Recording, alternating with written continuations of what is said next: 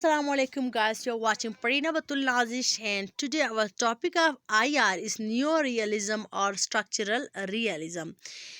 We have already done with the topics of realism and classical realism too. Now today we will discuss the neorealism. The word neo means new uh, concept. That is what neorealism. It is also known as structural realism too. First of all, we will have look on the definition of this topic, that is structural realism or neorealism. The structure of the international system influences the behavior of the states based on global hierarchy, defined primarily by the distribution of power.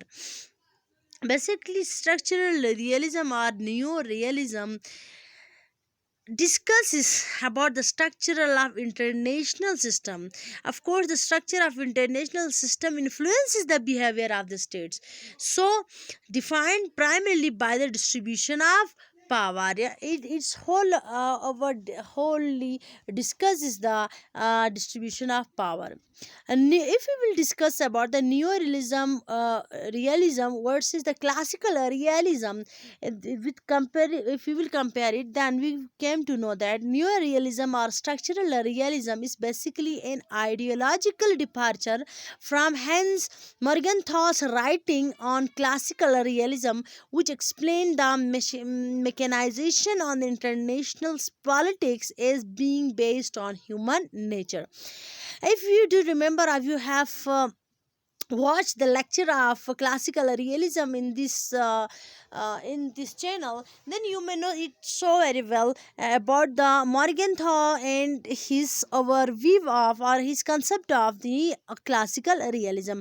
According to him, he says that classical realism, he discusses about the international politics, and he says that international politics is due to the human nature. He says that whatever human nature is, he adopts the relations with the other countries and the foreign policy.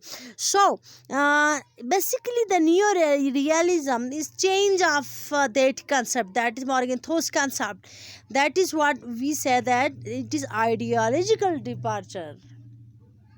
Neorealism or structural realism was first outlined by the Kenneth Walls in 1979 through his book Theory of International Politics. This theory explains the behavior of great powers. States are always conscious about the balance of power. Whatever the neorealism says, that states are always conscious about the balance of power, and the theory also explains the behavior of great power. The Kenneth Waltz in 1979 discusses these all things in his famous book Theory of International Politics. If we will discuss the core concept of neorealism or structural realism, then structure compels states to act in a certain way. Structure determine actions. According to the core concept of the neorealism, it says that structural compels states to act in a certain way, that is structure determine actions. According to this concept, he says that of course the states uh, acts according to their structure. If we will discuss the cycle of international structure, then we will discuss the anarchic structure, security dilemma, and powers maintenance, and